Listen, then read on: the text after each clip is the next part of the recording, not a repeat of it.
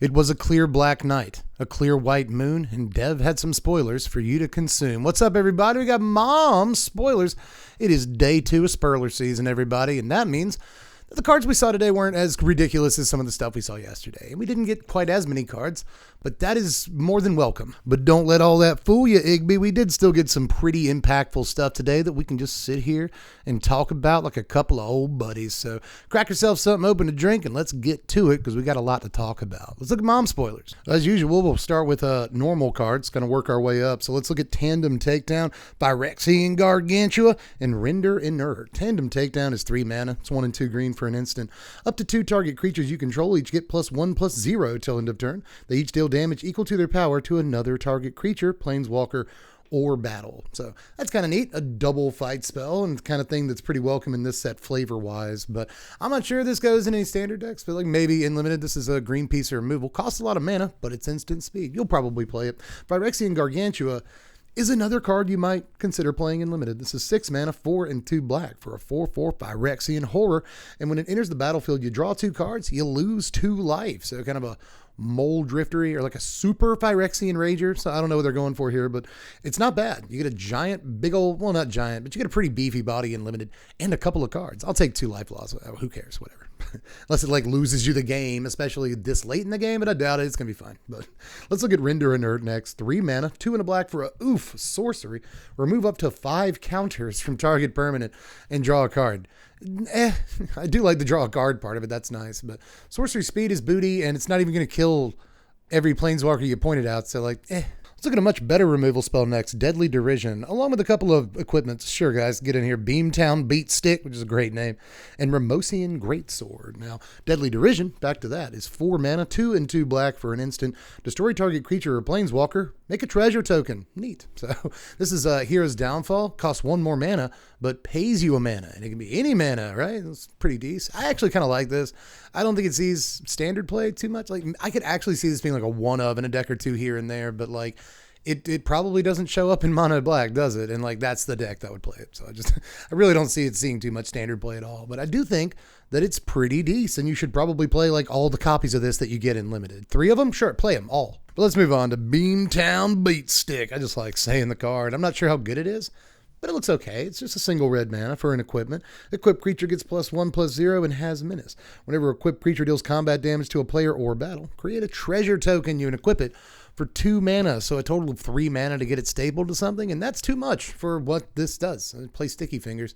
Although this is a Sticky Fingers, what sticks around in it, sort of, kind of, and I kind of like that about it. It's also just like a 1 mana equipment. I've always got my eye out for those for equipment decks, but I think we can probably do a little bit better than this. But we got to get through these normal cards so we can look at some good stuff. So let's keep it pushing and look at Furnace Gremlin and Fearless Scald next. Now, Gremlin is 2 mana. It's 1 and a red for a 1/2 Phyrexian Gremlin.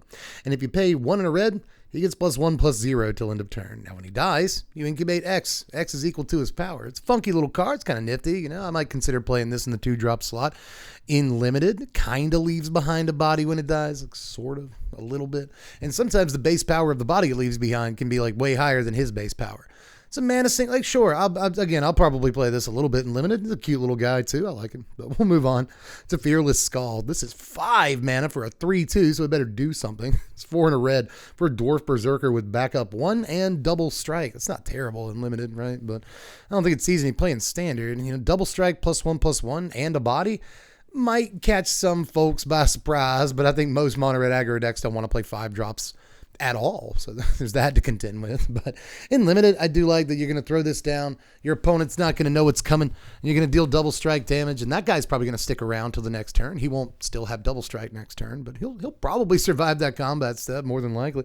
And then next turn, you got this guy swinging double strike. It's pretty cool in limited, but again, a little bit priced out of the standard or really any other environment. Let's look at Storm the Seed Core, Ravenous Sailback, and Streetwise Negotiator next. All 3 kind of cool green cards, especially Negotiator, but we'll start with Storm the Seed Core first. This is 4 mana, 2 and 2 green for sorcery. Distribute 4 +1/+1 counters among up to 4 target creatures you control. Creatures you control gain Vigilance and Trample till end of turn. So that's a neat little overrun effect, especially for 4 mana, which isn't too much for this effect, right? But again, limited playable only in like greenish mid-ranger aggro decks to get a final push in, Alpha Strike for damage or whatever. But I just don't. I'm not seeing it in standard. Could be completely wrong, but I don't think so, honestly. But Sailback is next. This is 5 mana, 4 and a green for a 3/4 dino. And when he enters the battlefield, you choose one. Either he gets haste until end of turn, or destroy target artifact or enchantment. I think it's cool. Nice little bread and butter limited uncommon. You probably put a couple of these in your deck. I mean, if it doesn't have something to bust up when it enters play, at least it gains haste. And a 3/4 haste is like, okay, it's not great for 5, obviously, but haste is always like a decent ability, right? Not like haste on a green guy from now and then. Red can't get all the haste dudes, So that's cool. But mostly I do like the sort of Reclamation Sage ability. You got a big old fat Reclamation Sage over here. And that's cool to have, especially in Limited, because you're going to main deck this and it might deal with problem permanents at the pre-release or whatever. So all that's good. Card's okay. Don't play too many, I would imagine. Well, let's look at Streetwise Gamgee over here. This is 2 mana, 1 and a green for a 0/2 Cat Citizen with backup 1. And this creature assigns combat damage equal to its toughness rather than its power. So nice little thing for the arcades, commander decks, I guess, if they needed another 2-drop. And they might need another 2-drop. This is just a cool, it's really funky. I've always liked the sort of defender ability to, hit for butt. So that's just neat. I like that the guy exists. He's kind of a 2-mana 2/2, playable somewhat in Limited, maybe a cool little combat trick occasionally. Wish he had flash. That might be nice. But one way or the other, this is just one of my favorite sort of normal, not very impactful, unplayable cards of the whole day. So I wanted to shine a special spotlight on it. I think it's cool. But there are 2 sort of not normal lower rarity cards that I want to talk about before we get on to sort of the mechanical stuff from today, and then we'll get into the rares and such. But those cards are Sandstalker Mullock and Sculpted Perfection. Now, Sandstalker Mullock is 3 mana. That's 1 and 2 green for a 4/2 lizard with flash. And when it enters the battlefield, if an opponent casts a blue and or black spell this turn, look at the top 4 cards of your library. You may reveal a permanent card from among them and put it into your hand. Put the rest on the bottom of your library in a random order. It says permanent, so you can get, there's a lot of stuff you can get with that. You can get land, I guess, if you got nothing better to get. But enchantment, planeswalker, creature, it's all game, artifacts, battle, hey. So all that's actually pretty cool. I mean, only 3 mana, you get a 4-power guy, it flashes in. There's going to be times when you might play this at the end of a control opponent's turn, even if they didn't cast a spell that turn. You just want a 4-power guy that can attack as soon as you untap. So enjoy your card and go through your first main. I don't want any semantics people in the comment section. You can't just immediately I know, but anyway, it's kind of neat that this is a 3-power flash guy, or a 4-power flash guy for 3 mana rather. Just on its own, it's not the worst thing in the world. And obviously the fact that it basically draws you a card if your opponent casts any of the most popular spells in Standard seems all right to me. I'm going to main deck this in best of 1 and see how it goes. Well, let's take a gander at Sculpted Perfection next. That's what they used to call me. This is 4 mana, 2, a black and a white for an enchantment. When it ETBs, incubate 2, why don't you? And Phyrexians you control get +1/+1. So how many mana does a Anthem have to cost before it's bad? Traditionally 4 mana is kind of the stopping point. I think we've reached that limit here. It is cool that it's kind of hard to interact with, or at least harder than a creature typically would be. So your Anthem effect is slightly more safe than if it were like a 2/2 guy. You know what I mean? So that's kind of neat. And it goes ahead and throws a almost body on the table. This is kind of a 6 mana 3/3 if you look at it sideways. And I don't know how I feel about that, but it's an Anthem effect that provides a body without being the body, and I think that's nice, nice design space. But I also think that 4 mana is so much, so there's that to contend with too. Oh yeah, and I should also say that if a black-white Phyrexian commander deck is a thing, then this kind of has to go in. There's nothing you can do about it, so that's probably a thing I should bring up. But let's look at just a few more lower rarity cards before we jump into the stuff. But all of these are kind of mechanically important, right? We got a almost cycle. It looks like it's going to be a cycle of lower rarity stuff that you can transform, and they all look like kind of fair limited creatures. So I want to peek at those. Let's look at Sunblessed Guardian, Harried Artisan, and Notvold Hermit. Now, Sunblessed Guardian, the one on screen right now, is 2 mana, 1 and a white for a human cleric. It's a 2/2, but you can pay 5 and then a red Phyrexian mana to transform it as a sorcery. Now, it transforms into Furnace Blessed Conqueror. This is a 3/3 Phyrexian Cleric, and when it attacks, create a tapped and attacking token that's a copy of it. Put a +1/+1 counter on that token for each +1/+1 counter on Conqueror. Sacrifice the token at the beginning of the next end step. So it's nice that the token basically always has whatever power Conqueror has. That's kind of neat. And flipping this over isn't like the hardest thing in the world. So in Limited, what you basically have is a bread and butter, just like curve filling 2-mana 2/2, which are never embarrassing as like a 22nd or 23rd card. And then late in the game, it transforms into kind of a 6-power thing, like a little bit. When it attacks, you get a token that's also a 3/3. So, like it's not the worst thing in the world in Limited. I tend to like 2-drops and 1-drops and stuff lower on the curve that gets better later in the game. Or that is a mana sink, or both. And this happens to be that. But so is Harried Artisan. This costs 3 mana, it's 2 in a red, for a 2/3 Human Artificer with haste, and you can pay 3 and a Phyrexian white to transform it. It transforms into Phyrexian Sky Flayer. That's a cool name. It's a 3/4 flying haste. That, again, not the worst thing in the world in Limited. I mean, a 3-mana 2/3 is not great, but at least you have the haste to kind of speed it up a little bit, and that's somewhat important. And then as early as the very next turn, even if you don't play a land, you can transform it. You get a 3/4 flying haste. You can't do anything else that turn. So that kind of sucks. Most of the time you can't, but it's still, I think, going to be worth it a lot of the time. 3/4 flyer is a good buy in Limited, especially if early in the game you get to play a thing that lets you either attack or trade in combat or something like that.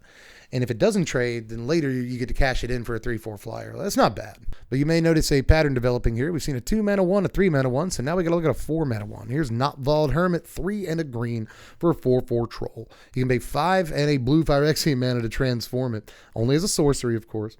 And it turns into Chrome Host Hulk. It's a 5/5 Phyrexian troll, and whenever it attacks, up to one other target creature has base power and toughness 5/5 until end of turn. That is not the worst thing in the world, right? I mean, a 4-mana 4/4 in Limited is very much acceptable stats. And then early as next turn, you drop a land, transform it for a couple of life, and you got yourself a 5/5. You can't really do much else that turn again. That kind of sucks. But when it does get attacking, when it finally does, suddenly it can make your 2/2 guy a 5/5. So you just attack for 10. Every time this swings, you're attacking for at least 10. That seems like somewhat relevant. Well, I guess it's not every time he swings. Hello, by the way. I guess it's not every time he swings. It's like every time he swings with at least one other guy.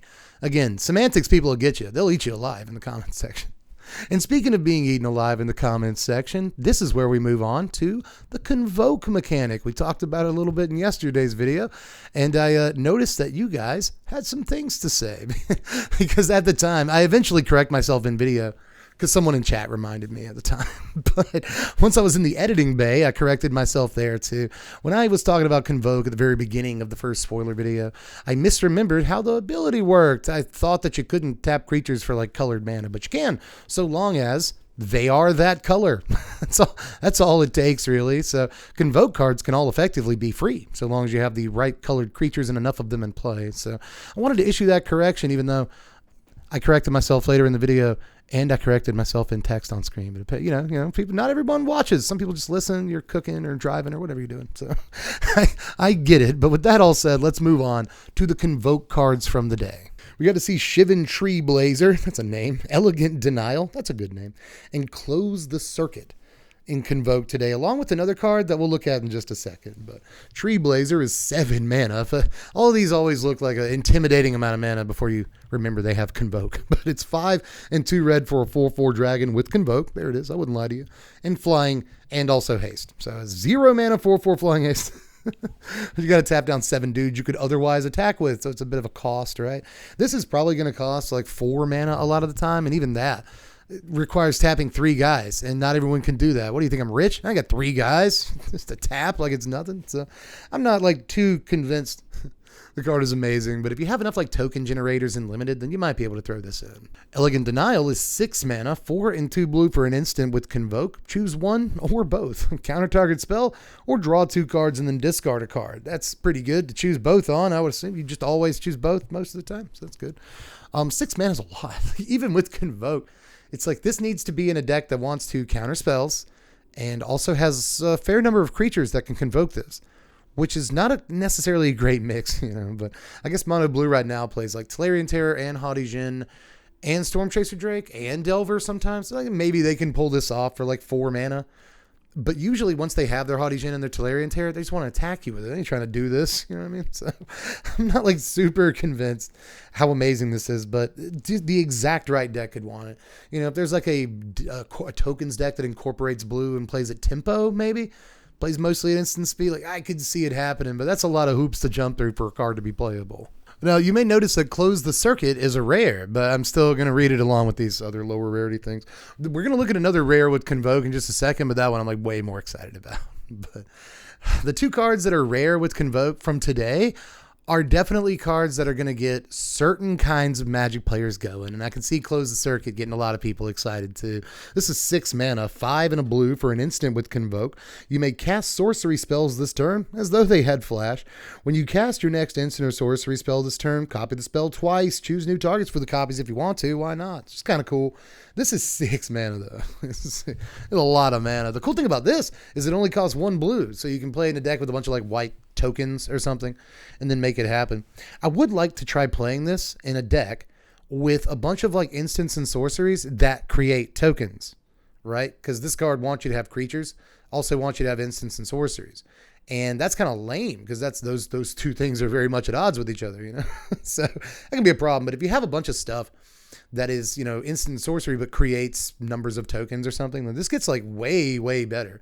Because you're not stepping on your toes when deck building. I like that. So that is kind of okay, but like 6 mana, man. 6 mana so much for this effect. And you have to have another spell in your hand that you can then cast. So it actually kind of costs more than 6 mana because you have to have something else to play on top of that. It's just, you're kind of asking a lot. You kind of a little bit, but this line of text, you can cast a sorcery with you know, as though it were an instant or whatever. That is something that has always tickled me. I always like it. I always dream that there's something cool you can do with it. But, you know, with an upfront cost of 6 or 4 or 3 or whatever you're doing, if you have creatures in play, it's still a lot, you know. So I'm not too sure about it, but this is one of those that could go off the rails if the right interaction exists. So beware. Well, let's look at the other rare with Convoke today. It's City on Fire, a Sweeney Todd reference if you wanted one. It's 8 mana, 5 and 3 red for an enchantment with Convoke. If a source you control would deal damage to a permanent or player, it deals triple that much damage instead. So it's just Fiery Emancipation. It just like is that card again, but it costs more, but not really because it costs less. Most of the time I think it's going to cost less than Emancipation, which is pretty scary. If you have 4 dudes, it costs less than Emancipation. But of course, this is also the thing is that you want to run like lightning bolts and burn spells and stuff, but you also have to run creatures to convoke this into play. But like, big deal, you know, like my Phoenix chicks now do triple damage, and I'll take it, right? So that's good. It's crazy to have this card. You know, we already have mechanized production, and that really only sees play in some best of 1 mono red decks. It's not like the most important card, but it's semi-important. It's got a, you know, it's got a star on the walk of standard fame right now. It's a card. So I'm not sure that we'll play this over that card. Very likely that we won't, but this is still really neat. It's obviously a commander thing for commander players to gush over, and also me, because not only do I like Fiery Emancipation, but I've been playing with Furnace of Wrath since like Tempest, and whenever that card came out. I was like 11, something like that. So I've always been like a fan of these effects. They're pretty exciting. They get me going and all that. So I'm excited the card exists, but boy, is a lot of mana. Boy, do I have to have a lot of creatures. But if it gets out, suddenly a play with fire does 6, and like pretty happy about that. But are you ready, ladies and gentlemen, for the battles from today? We got a bunch of them. We're starting to see, in my opinion, humble opinion, a little too many of these. It's a new card type, and it's kind of silly to some people, and I think that there's kind of a lot of them, but if you're excited about them, that's cool, and some of them do look very awesome. So let's even if you don't like them, you got to at least know what they do. You should be aware of their existence if you play Standard, so, or any format for that matter. I think people are going to occasionally play these in Commander. I don't know how you guys feel about that, but one way or the other, we should read them. They're cards that exist. So let's look at Invasion of Arcavios first. These are in no like particular order, by the way, but let's look at this one. It's 5 mana, 3 and 2 blue for a battle. It's a siege. And when Invasion enters the battlefield, search your library, graveyard, and or outside the game for an instant or sorcery card you own. Reveal it, put it in your hand. If you search your library this way, you got to shuffle it though, Chief. And if you attack it down from its ridiculous 7 starting health, it's a lot, then it becomes Invocation of the Founders. This is an enchantment. Whenever you cast an instant or sorcery spell from your hand, You may copy the spell. Choose new targets for the copy. It's not a typical 5 mana do nothing tutor effect. At least it kind of draws 3. So a little bit sexy. And by the way, it put all those cards in your hand. So if you ever do turn it over, which will take some doing, but if you do, suddenly you can copy them spells. Bud, so like, I don't know. It seems like kind of a fun time, but it's going to be difficult to attack this down, I think, a lot of the time. I'm pretty sure. However, I will also say that a few of these battles, one thing I need to say about these that I don't think I've really pointed out yet is that you can throw it down on the same turn that you're just going to kill it. You know what I mean? But I will say, if you have 7 damage that you can get in on your opponent that turn unfettered, probably just do that. Rather than flip this over, but like maybe it's integral to your game plan or something. That is how the word is pronounced. Every time I say integral, I get people in the comments section like, it's integral. Like, no, that's a car. The Acura Integra is a car. Things are integral, like integrated. That's the word it comes from, not Acura Integra. The word is integral. Anyway, sorry. Just a quick aside there, but yeah, the card looks kind of okay. I will say if it ever flips over, it looks juicy, but like that's all I really have to say about it. I like tutors. I like things that tutor for 3, but I really don't like paying 5 mana. I'm a little adverse to that. But anyway, let's look at Invasion of Lorwyn next. This is an interesting card. 6 mana, 4 a black and a green for a siege. That's also a battle. When Invasion of Lorwyn enters the battlefield, destroy target non-elf creature an opponent controls with power X or less, where X is number of lands that you control. So 6 mana, you probably have some lands. Like even if you ramped it in play, you probably have like 5 lands. So should be easy to just blow something up a la like Binding the Old Gods, but it ain't Binding the Old Gods. You see, it's not that. But anyway, it starts with 5 health. And when you flip it over, it becomes a star elf warrior named Winnowing Forces. And its power and toughness are equal to the number of lands you control. So you get a little Wrenn and 7 token when you flip it over. And it's not like too difficult. I think 5 is pretty difficult to flip over, but it's not, we just saw one that's 7. So that's kind of ridiculous, an amount of damage to have to do to something. 5 is also a lot. So I'm not too sure, but 6 mana to cast this is the thing I'm most concerned about. I will say the enter the battlefield trigger is just like nuts. It's really good. It's a very good ETB trigger, but at the same time, I'm not sure that it's worth 6 whole mana. Let's look at Invasion of Chandalar next. I mean, they're really going everywhere, aren't they? I just said that like there shouldn't be too many more of these. I would like for there to be just a few more of these, and that's it. Maybe we can stop. But apparently not. There's gonna be like 50 of these because they're just going everywhere, man. I thought Chandalar was the PC plane, but like not. I mean like computer plane, right? So, I don't know that it exists outside of that. But anyway, it's 5 mana. 3 and 2 green for a battle. It's got 4 health, and when it ETBs, return up to 3 target permanent cards from your graveyard to your hand. And then there's Leyline Surge when you do attack it down for 4. This is an enchantment. At the beginning of your upkeep, you may put a permanent card from your hand onto the battlefield. This is one of those, I think it's even more important, that like you can attack it down the turn that you play it. And then the next turn, you'll have 3 cards from your graveyard in your hand, presumably, and the ability to cast one of them for just free. It's not cast. It's very importantly not cast. Like you can't throw down Cityscape Leveler and get the ETB trigger because you didn't cast it. Semantics. I know Cityscape Leveler doesn't have an ETB trigger. It's a cast trigger. Anyway, you get the point I'm trying to make.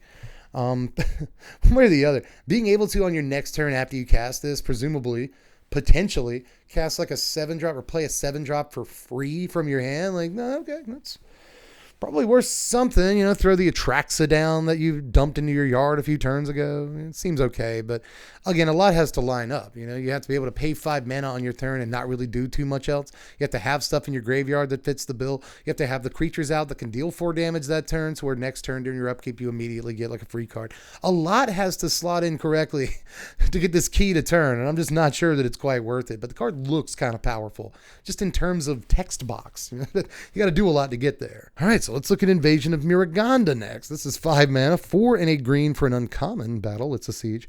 And when it enters the battlefield, put a +1/+1 counter on target creature you control, and then that creature fights up to 1 target creature that you don't control. And by the way, this thing has 6 health, which is kind of a lot. But when you attack it down, it becomes a 4/4 ooze named Primordial Plasm. At the beginning of combat on your turn, another target creature gets +2/+2 and loses all abilities until end of turn. Why does it do that? I guess maybe you could, cheekily, you could target your opponent's creatures or something and make them suck, but they get +2/+2. So how much is that really going to help, But sometimes you can just like target one of your own things and make it big and you don't care that it loses abilities, right? But I think there's a reason this is uncommon. It is a removal spell, but it costs 5 mana to cast at sorcery speed and then 6 to actually get the dude out of it. So I'm not too convinced on this one, guys. Let's look at Invasion of Asgal next. This is 2 mana, Rakdos colors, black and a red for a battle. When it enters the battlefield, target player sacrifices a creature or planeswalker and loses 1 life. See, now we're talking here. It turns into Ashen Reaper when you attack it down for 4. Not bad. And Ashen Reaper is a 2/1 with Menace. At the beginning of your end step, if a permanent was put into the graveyard from the battlefield, it's a graveyard from the battlefield this turn, put a +1/+1 counter on Reaper. He looks awesome. It's an awesome card. It's just a really cool card that I like a good bit. I mean, it's not too hard to make this a 3/2 and then a 4/3 and then a 5/4 and blah, blah, and it's got Menace. It's not too hard to attack it down in the first place. Again, I think 4 is kind of the upper limit of what I accept. My problem with this, obviously, is that if you do attack it down and you do all 4 damage to it, you're rewarded with a 2/1. Like how great is that? My favorite thing about this particular one, and my favorite things about all the battles that I like, is that the front face of this is decent, like it's 2 mana. That's very cheap to cast. It doesn't cost too much.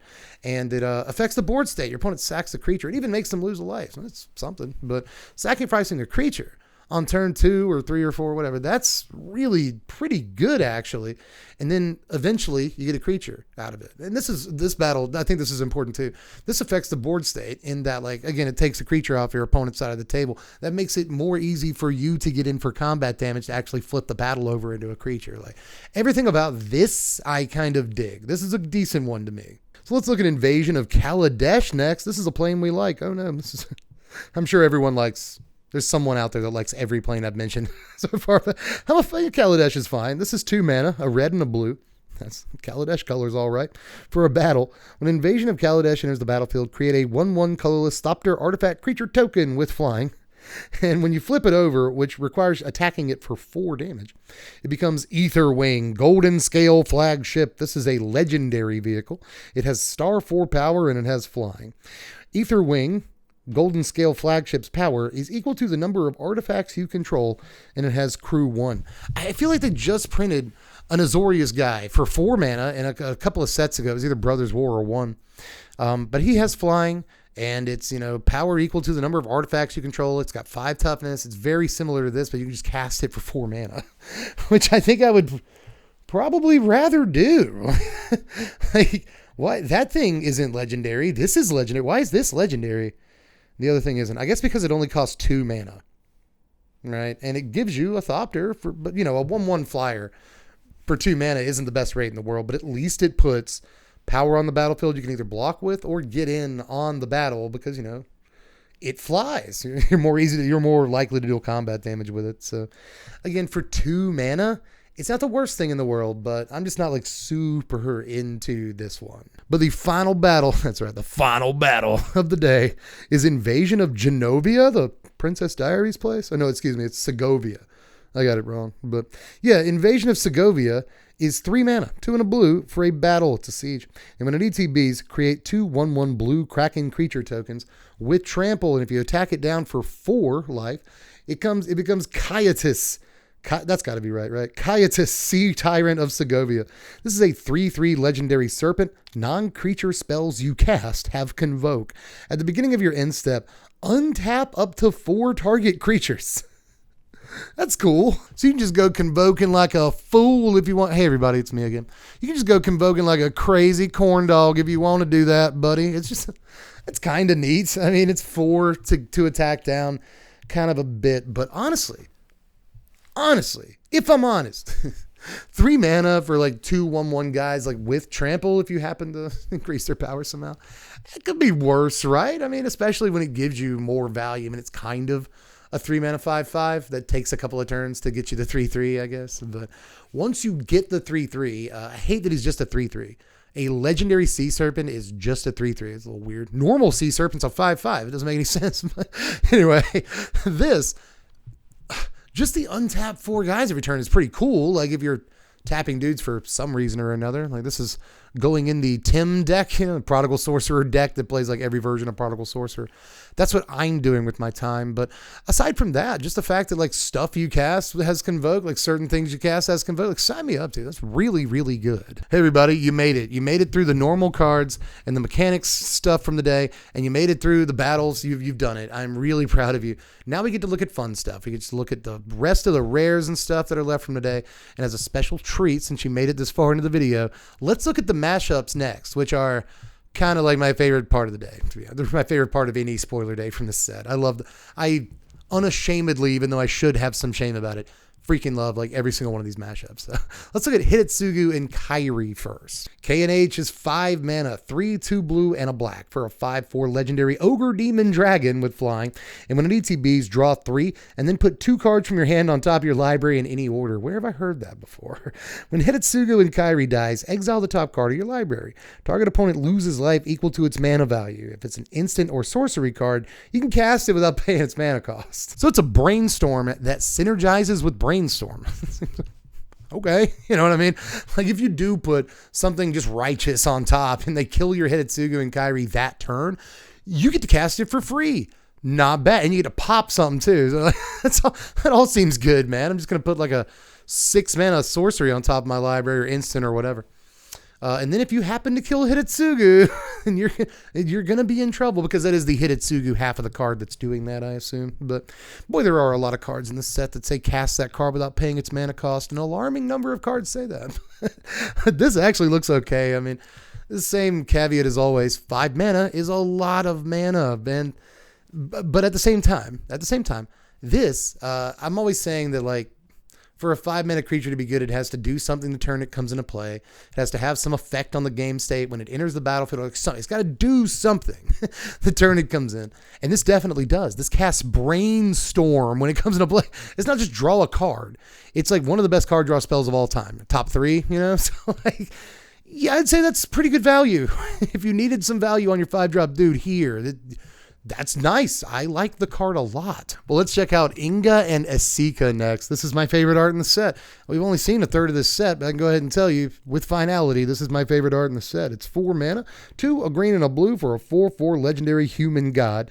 Creatures you control have vigilance and tap, add 1 mana of any color. Spend this mana only to cast a creature spell. Whenever you cast a creature spell, if 3 or more mana from creatures was spent to cast it, draw a card. Flavor fail because it cannot cast in Esika's chariot. That's kind of lame, but they're riding the chariot, the rainbows and the cats and the vibes. I love the art, but that's honestly like the most impactful thing about the card. Now, the card might not look too bad to you, right? It's kind of like a 4/4 vigilance that taps for mana. All your other dudes can tap for mana. Sometimes you'll draw a card, but only if you tap like 3 dudes to cast a guy, and I'm not sure how much you want to do that. So, I mean, it could be somewhat valuable. It could actually draw you a card the turn it comes into play, which is kind of neat. If you go like 1-drop, 2-drop, 3-drop or something like that into this and then cast like a 3-drop guy and draw a card, like, okay, that's pretty decent, but I'm still not sure even then that it's quite enough value to really see all the play. But I guess you can take that last line and still attack with your guys too. They have vigilance.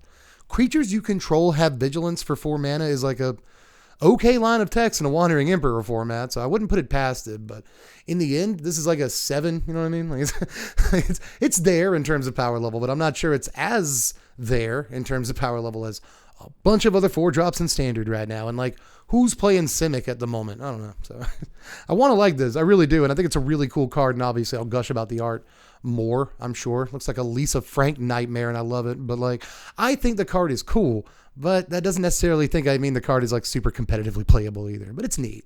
But our next team up here is Kogla and Yidaro, which leads you to wonder, how was Ikoria ever taken by the Phyrexians? How is it possible?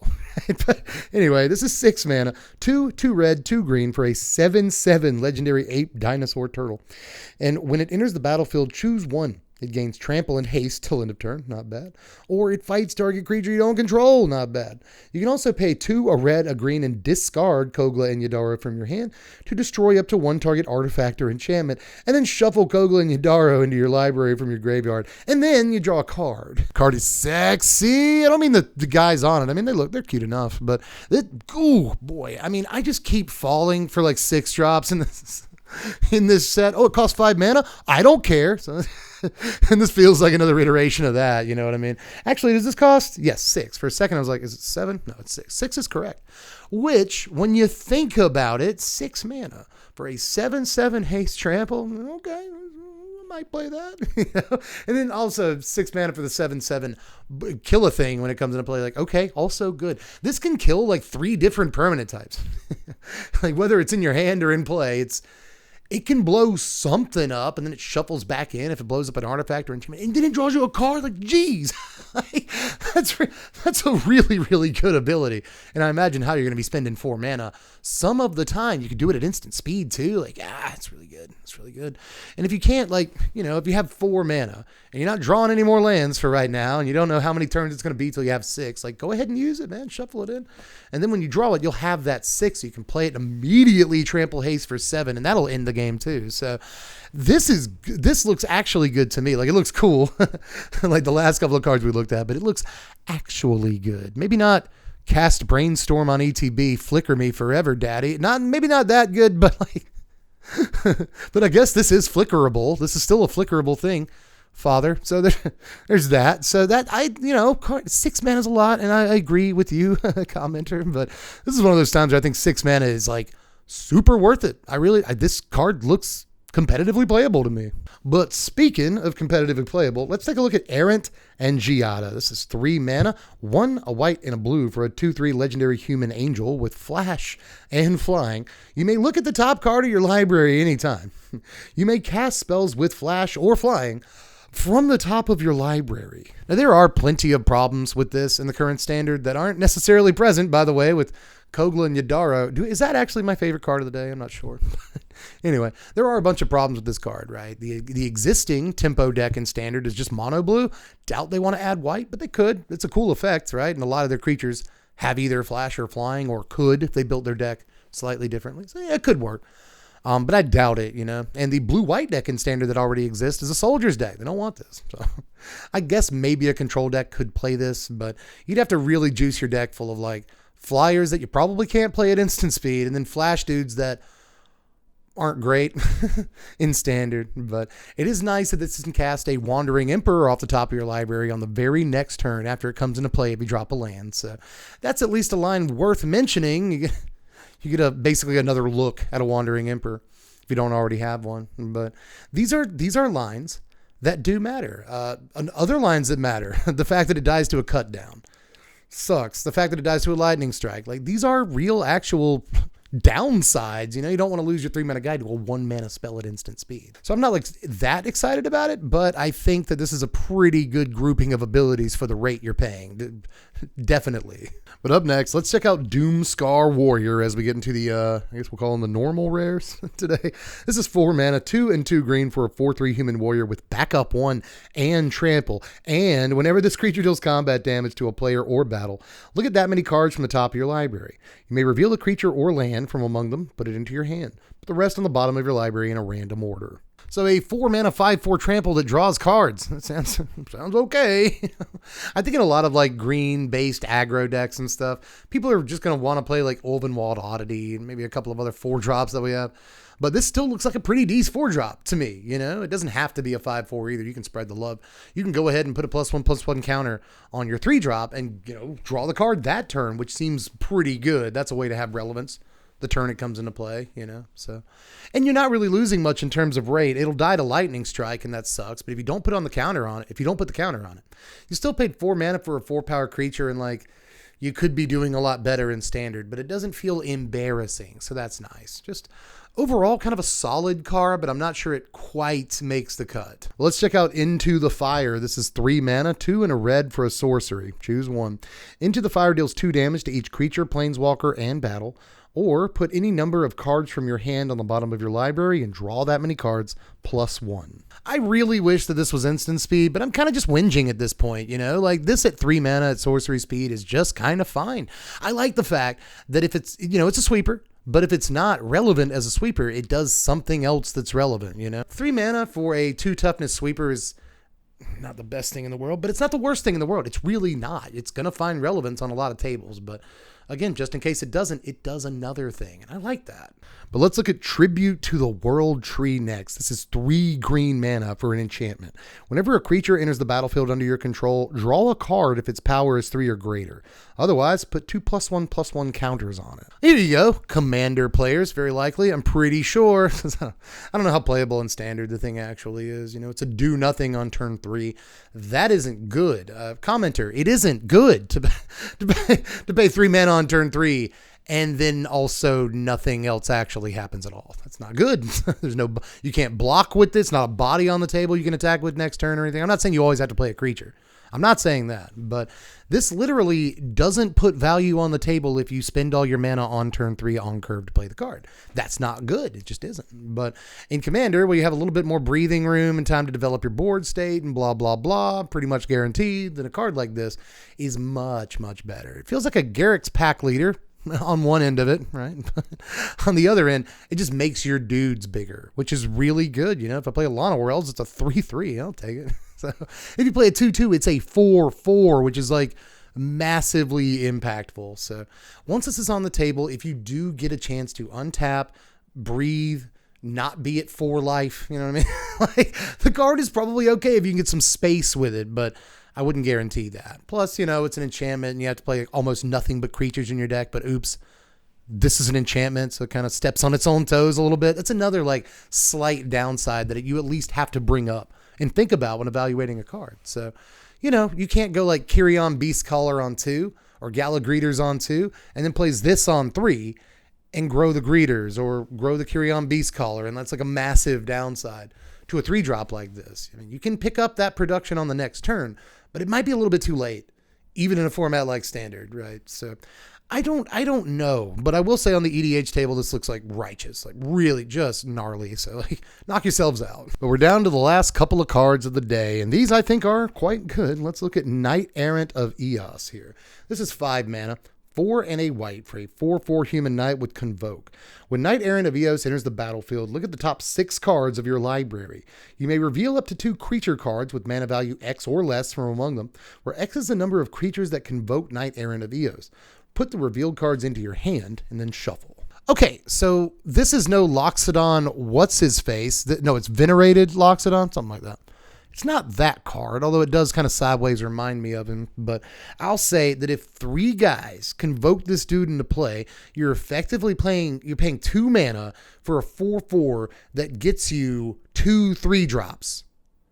That sounds very good to me. Even if you convoke him into play and he ends up costing you 3 mana, that means you tap 2 guys. That means you can get 2 2-drops. It does not say total mana value X. It doesn't say that. It says get 2 creatures with mana value X or less, right? So you can, if you convoke him by tapping 2 guys down, you get 2 2-drops out of the top 6. And that could work. That could easily work. You might whiff a little and only get 1, but still, you've basically paid 3 mana for a 4/4 that replaced itself when it ETB'd.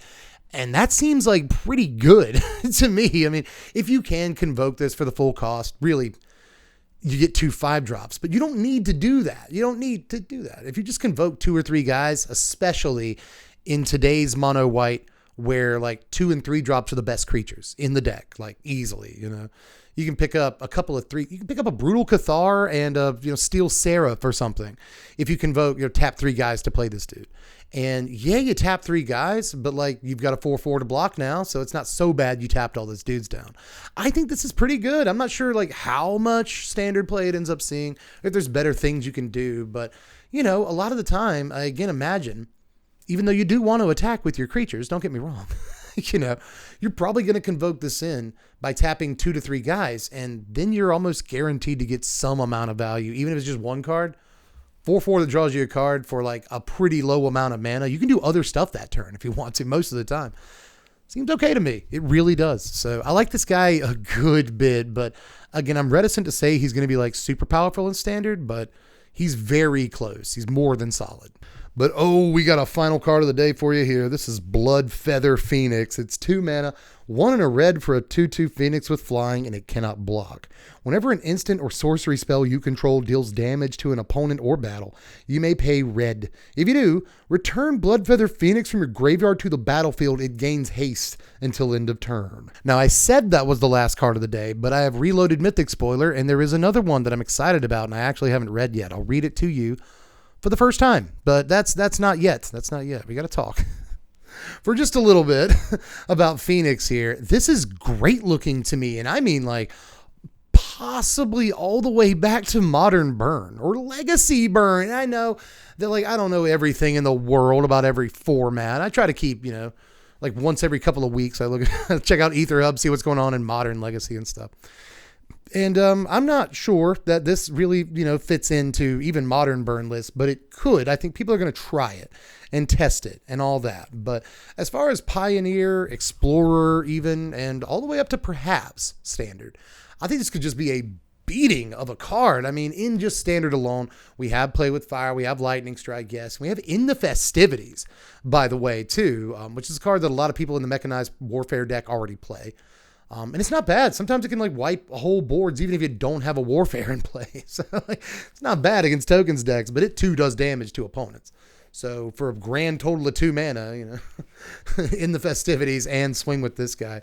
So like Chick Tribal or Phoenix Tribal, Chick Tribal, it's funny. But yeah, we have Phoenix Chick, we have this. We're just going to call it like 8 Fiend or something like that. And just start getting in, baby. Like this looks okay, even in Standard where the worst burn spells exist, you know what I mean? But in formats where the best burn spells exist, I still don't really, I could see this in play. I really actually could, man. It's pretty cheap to play in the first place. It's extremely cheap to get out of your graveyard, and it's not too hard to proc. Once you get into those like top deck battles, it's good and bad. If you draw a land for the turn, then it's bad and it sits in your graveyard and you feel bad and it's bad. But if you do draw Lightning Strike off the top or something like that, you're hitting for 5 this turn. That seems pretty good to me. So I really like this a good bit. I think it's fairly easy to pull it out of the graveyard in just about any format. A 2 mana 2/2 flyer, sucks that it can't block, but a 2 mana 2/2 flyer, again, not embarrassing. You're okay with playing that, If you play it the turn after Kumana faces Kakazan, you got yourself a 3/3 flyer. That's way better. So I love this card, and I have a sneaking suspicion that it might, end of the day, if your definition of best card in the set is card that sees the play in the most number of formats, even, Modern, Legacy, stuff like that. And if a card sees play in Modern and Legacy, it's a freaking good Magic card, all right? Most of the time, at least, unless there's some really niche purpose. But this, even though it only goes in the one deck, Burn, it is kind of a niche purpose. It's still not as niche as some of the stuff, how many decks are playing Amulet of Vigor? You know what I mean? Right. That's a niche application, but a very powerful one.